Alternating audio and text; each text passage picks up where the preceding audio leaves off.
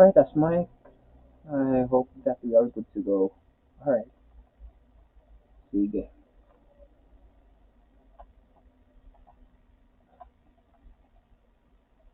Alright, good afternoon once again. Today we'll be discussing about your chapter 6 since tomorrow is a holiday and I don't want to, ano, I don't want to bother your holiday. That's the reason I'll be discussing that one here. Through this live stream, I'll be leaving you this one as a link no, sa group chat nyo for you to watch. No, and later on review, pwede nyo i-review ito about this discussion. Alright, so once again, I'd like to remind you that this is the second to the last topic that we'll be discussing. Next week will be the last topic and it will final exams will follow. Just to give you an update of the exam, most of you had a good score in the exam. Well, there are some few na hindi pa nagte-take pero most of you already have gone. Siguro around mga 95-96% already took the exam. If you still remember that at least kat nag-pass kayo ng activity no, then there will be no more worries about your midterm grades and even your final result for that in that case. So I'd just like to give you an idea of what is happening, no, and what will be the possibility. I'd just like to also remind you about the fact that if meron kayong mga utang na activities from your first batch until this third batch, then at least try to comply them before the vacation. Kasi by January, you'll be having another set of subjects to be enrolled for the second sem, and there will be subjects that are actually needs a that will need prerequisites subjects for you to be able to enroll that one. So for example, kung bumagsak kayo ng certain subject this sem, tapos dapat ma-enroll niyo yun by next sem, pero kasi hindi niyo na ipasa, so therefore hindi niyo makukuha yung subject na yun. So that will be another possibility, no? And also at the same time, I like to encourage you to please, if you haven't submitted yet yourselves for vaccination, then I encourage you to please go and get your shots for vaccination. We already had a meeting about certain subjects to be opened for limited face-to-face and even exams to be done face-to-face, limited face-to-face, no? Only for those people who are fully vaccinated, no? And that's the reason why I'm asking you na at least no try to submit yourselves for vaccination if you haven't vaccinated yet. Ako na booster na ako kaninang umaga. I took my booster shot this morning. That's the reason why sana susunod din kayo, no? I'd like to make myself as an example that vaccines work. All right? So without further much ado, for the STS, no, we have only until chapter 7 and this is already chapter 6. It talks about your biodiversity and healthy society. All right? You get to see here a picture of trees not anymore are able to absorb all those ones that are actually being negative gases that are being exhaust, no, or the fumes that are being distributed to the atmosphere that trees cannot able to process them anymore. So let's talk more here about biodiversity. Biodiversity is a really very important concept here on Earth is because no, it is the foundation of the ecosystem services to which human being is intimately linked. We talk about the bio life and the diversity of life, that the more species, more different, unique species there are in this planet, the better chance for us to survive. Hindi pwede na dito sa mundo, puro lang tao, wala ng plants, wala ng animals, at wala ng ibang mga species. That will be a subject for cannibalism. Later on, magugutom yung tao, kakain na ng kapwa-tao yun. That's the reason why biodiversity or the variety of the organisms is really very important. If you're going to compare a certain place na where biodiversity is increased or malaki or mataas compared sa place na maliit lang yung biodiversity, you will see that the chances of survival will be higher for those places with higher biodiversity. Again, yung concept lang ng biodiversity, mas maraming variety o magkakaiba-ibang mga species na nabubuhay sa isang area, mas malaki yung chance of survival nila. Alright? If, just looking at this picture, no, nakita natin that underwater that you get to see a variety of different mga marine animals. So we have turtles, we have this coral. No, corals are actually alive, hindi sila yung sinasabi mong bato lang na tinatapak-tapakan mo. Buhay mga ito. Alright, we have different species of fish and other stuff. Right? So when you talk about this, no, meron tayong mga different layers of your biosphere. Alright? Sa biosphere, ito na yung buo, no, wherein it supports life. But then it's divided into three. We have the hydrosphere, which is talking about water kasi from the word hydro. Lithosphere, earth, and lastly, your atmosphere is your air. Combine this all together will tell generally will be encompass what you call your biosphere. Alright? So, kailangan meron tayong interaction sa air, sa water, and sa land for us to be able to survive in this earth. Alright? Through collective metabolic activities of its innumerable plants, animals, and microbes physically and chemically unites atmosphere, geosphere, the lithosphere, and hydrosphere. Alright? Another word for your lithosphere is your geosphere kasi geo means earth. Right? So, yun.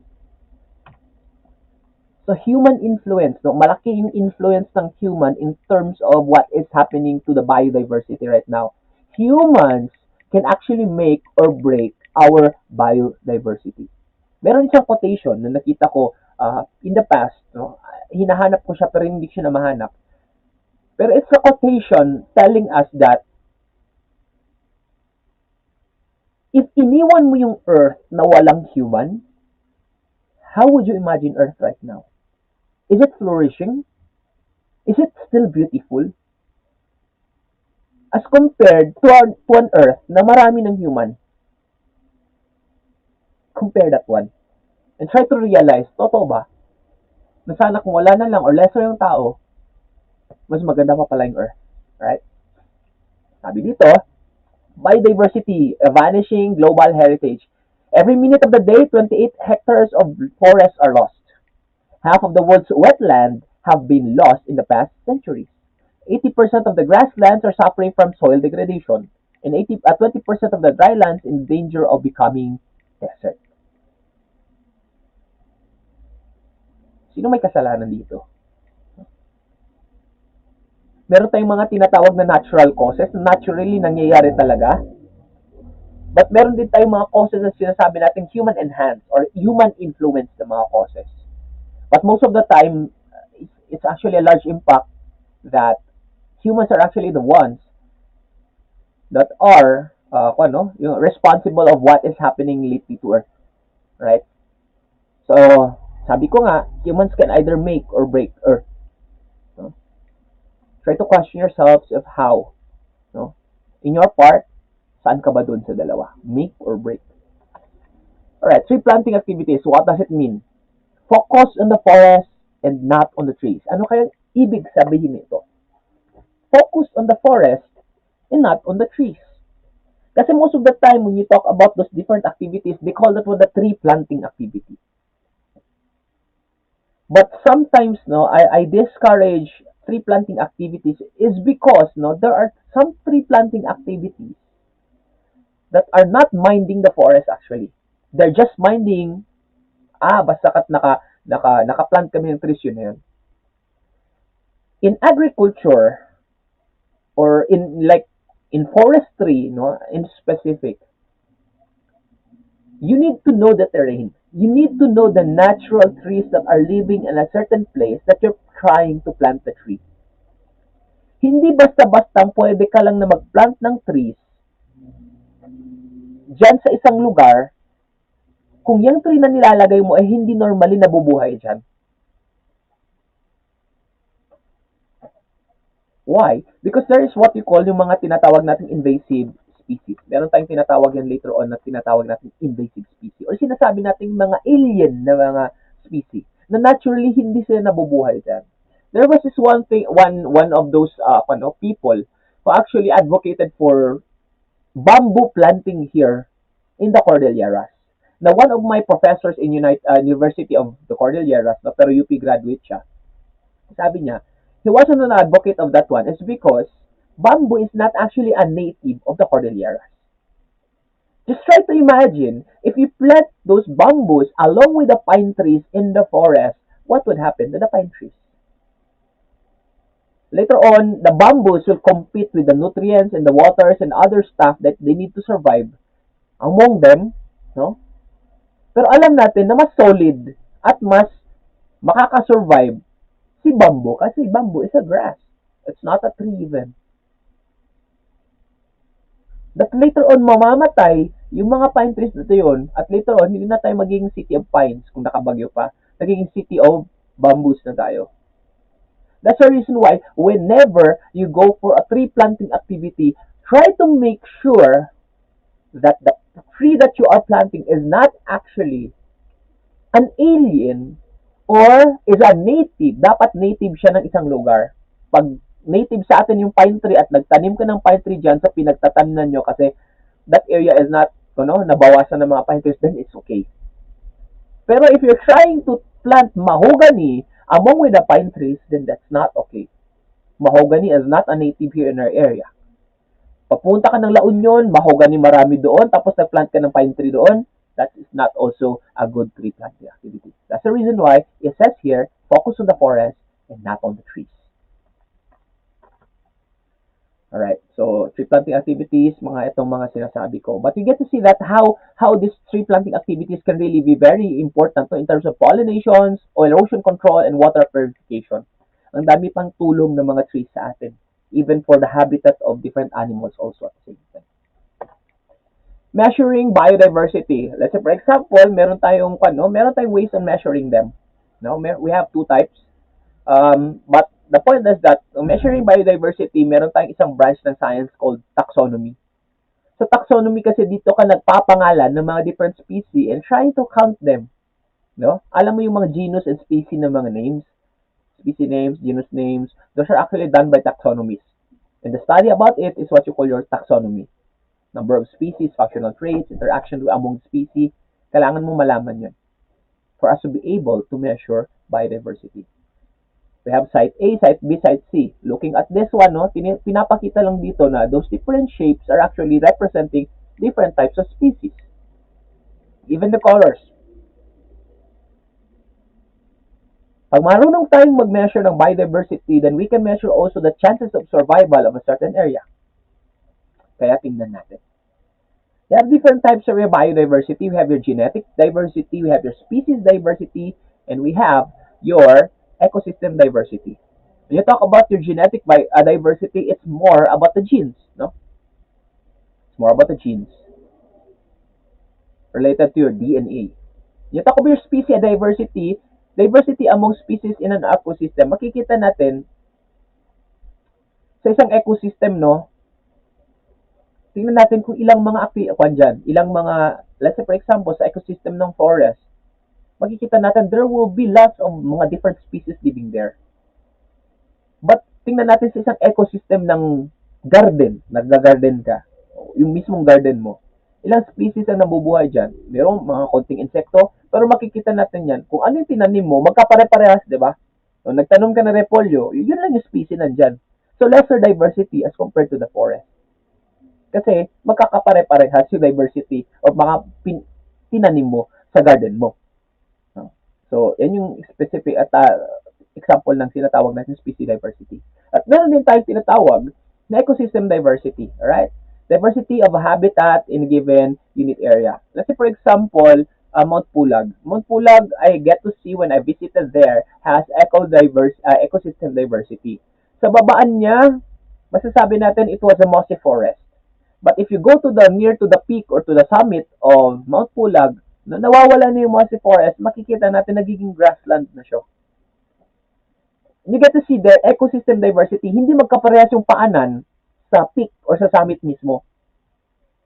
Telling us that it is possible. And then again, mas magkakaiba yung mas mataas yung diversity, mas malaki yung chances of survival doon sa area na yan. Makakapili ka kasi, gusto mong magpalamig o medyo moist, punta ka sa mossy forest. Pag gusto mo naman ng dry at saka hindi masyadong masukal, punta ka doon sa grassland, sa taas niya. Something like that.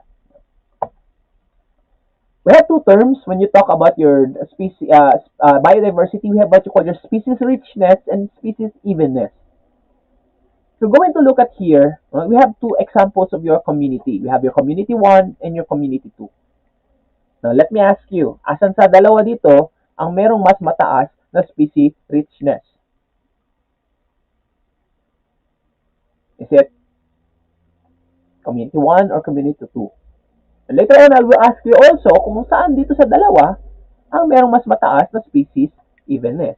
Let's try to see the next slide.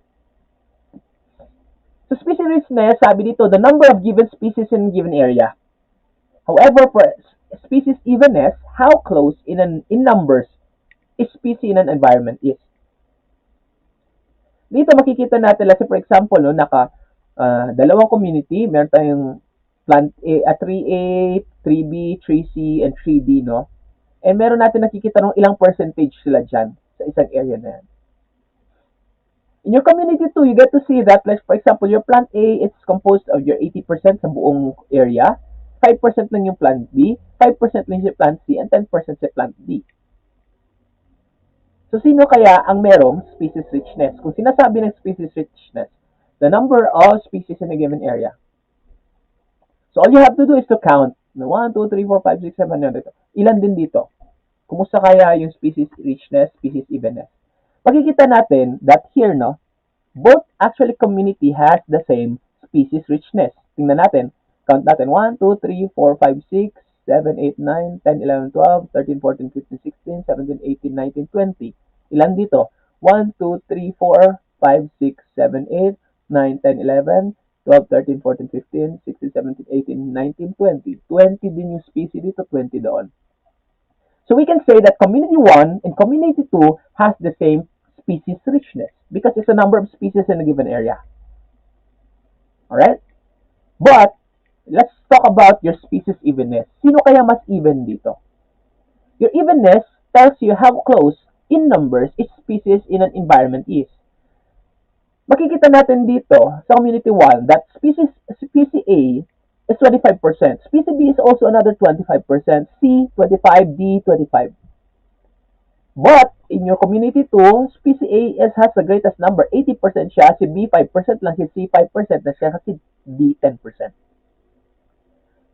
Now, when talk about evenness, yung kapaparehas-parehas ng distribution nila.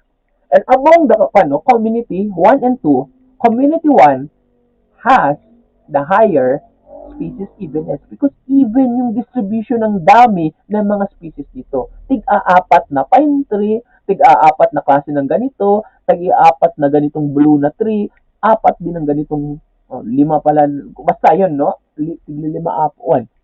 At tig-lima pala, oo, tig-lima sila lahat. Yun. Kaya even na even yung distribution dito as compared to this one na it was dominated by plant A, no? And the rest, konti lang in terms of number. So, lesser ang evenness sa community 2. I hope that you get that idea. Balikan po to. If biodiversity promotes variability of species as having many advantages, why is it that tree planting activities should be studied first before executing? Ito na yung in-explain ko kanina. Alright? Ayaw nating mag-introduce ng mga unknown species or alien or non-native species sa isang lugar na tatamnan natin. As I mentioned, no, meron tayong tinatawag na invasive species. Invasive species is an organism that is not indigenous or native to a particular area. Invasive species can cause great economic and environmental harm to the new area. Pwede kasi silang dumami agad at iit sa puwera nila yung mga native sa lugar na yun. Kaya, nakakatakot mag-introduce ng mga invasive species. Ito yung mga sample ng sinasabi nilang invasive species. Oh, yun yung sinasabi ko yung dito sa Cordillera na gusto nilang tamnan ng maraming bamboo. Which is actually bamboo is not even a native here in our area. Nag-start nang magkaroon ng bamboo around sa mga baba na Tuba area, Sablan area. Pero dito sa malamig sa atin, lesser na bubuhay si bamboo. Another problem with biodiversity is what you call your Kaingin system. Ito yung ginagawa ng mga ancestors natin that they get to burn a certain area in the mountain for them to be able to make that one into a garden and plant there. Now, what they're doing there is they're actually sacrificing or killing the natural ones that are living there. Tapos, ang ginagawa nila, gawin nilang garden yan. At sa pag-garden nila, isang species lang yan lahat ng mga pinagpa-plant nila. Making that area less biodiverse or lesser ang biodiversity niya. And sabi ko nga, the higher the biodiversity, the better the chance of survival. Imagine sa isang lugar, puro lang repolyo, wala nang iba. Imagine sa isang lugar, grasses lang, tapos puro lang manok, wala nang iba. Maliit yung biodiversity. And think of a lesser biodiversity, think of desert. Sa desert, makakount mo lang yung mga species na nabubuhay doon. Camel, scorpion, cactus, snakes, human. But compare that one to underwater, coral reef. Hindi mo mapapangalan lahat ng mga species doon. And you get to see where, saan yung malaki yung chance of survival. Underwater animals or those who are living in the desert. Ikaw, kung ikaw yung tao, no? Fisherman ka or let's say source of food mo, desert or let's say for example living near the ocean, mas malaki yung chance mong living near the ocean because marami kang source of food, the fishes there. Desert, kakain ka ng cactus, kakain ka ng snakes, kakain ka ng scorpion. Ang hirap mabuhay sa isang area na lesser ang biodiversity. So, ecological and indicators, meron tayong mga indicators for us to see if like bumababa na ba yung mga biodiversity natin. If lichens are actually increasing in terms of number, then it's an indicator of air pollution. If you get to see fossil assemblages, indicators of past environments. No? Ano yung mga nabubuhay dito? Minsan nakakakita tayo na sa mountain na ito, nakakita tayo ng fossil ng isang underwater species. That will tell us that, dati pala itong mountain ito submerged ng tubig. No? So, they will be a critical component in monitoring, assessing, and decision-making that are designed to communicate information quickly and easily to policy makers. We need to create policies for this one because madali lang actually ang magalit. Sabihin natin, bawal yan, bawal yan. Pero people will never listen to you until such time na merong multa or you can penalize people of doing this stuff. Sabihin mo, nagda-dynamite fishing to, pero wala namang policy na nagsasabi na, pwede kang makulong sa dynamite fishing. Gagawin nila yan. That's the reason right now we have now different mga policies. Kasi for example, Kaingin system, I think can be penalized this time. Pag nahuli ka. Cutting trees without a permit of DNR, even though 10 years or 20 years or 50 years or 100 years lang nasa tabi ng bahay niyo yan, kailangan nyo pa rin humingi ng permit from the DNR before cutting it down. Cutting it down directly will give you ma-penalize ka through either mamulta ka or kung wala kang pamulta, hindi ko alam kung ano yung consequences nun. Right? But meron tayong mga policy about it. So, ecological indicators, increasing of your CO2 concentration, increasing of the global mean temperature. Umiinit-init tayo ngayon because what we're experiencing right now is a climate change, specifically what you call your global warming. So, temporal patterns of biodiversity. Tinitingnan natin yung mga patterns of the past years and the present one. And sometimes, with those activities that we get, those data that we get from the past and to the present, na we can predict kung anong possibility mangyayari dyan in the future because of the different patterns that is happening as the years go by.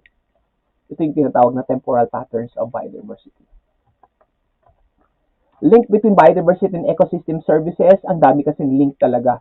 Your ecosystem can give you many things aside from like protection from landslide, but at the same time, it will supply you food, it will supply you shelter, raw materials, and different stuff. Ang daming pwedeng ibigay nito sa atin. And the more diverse the area is, the more flourishing that area will be, the bigger chances of survival of all the species living in an area. So, ito yung mga link, ecosystem function, services, benefits, management, biodiversity, paikot-ikot lang. So, I'd like you to study this one, kung paano yung ecosystem at saka yung socio-economic system are actually linked between the two. Then again, hindi natin pwedeng i-abuso yung ating ecosystem kasi hindi magrereklamo yan. Hindi magsasabi na, tama na. Pero later on, hindi man magrereklamo yan, pero once na magbabalance yan, maghihigantihan. Iba yung higanti ng Mother Nature. Right? That's the reason why we need socioeconomic systems, policies for us to be able to take care of this one. Right? Hindi pwedeng kuha lang na kuha ng kuha tayo from the ecosystem without also at the same time returning back what is due to them. So, ito lang mga network of interactions, always bring back what is due to the ecosystem, sabi ko nga. Right? Ecosystem services, marami, regulating pollination, climate regulation, pest and disease control, pollution control, marami ang mga naibibigay ng mga ito. So I'll give you a copy of this one, no? Sa itong mga ito that later on para meron kayong reference for your activity. So whatever is the activity that is linked to this chapter 6 is the one that you're going to pass by next week until Tuesday. Tapos Wednesday will be our last discussion, and maybe even at the same week of that week, no, finals na. So please do not forget, no, that please, if you haven't passed your activities since day 1 or since day 1 of this third batch, I still welcome late activities. Please, pakipasa na lang. Alright? So, pakigawa lang yung activity for this chapter 6, and we'll see each other by next week again by Wednesday. Thank you very much, and good afternoon.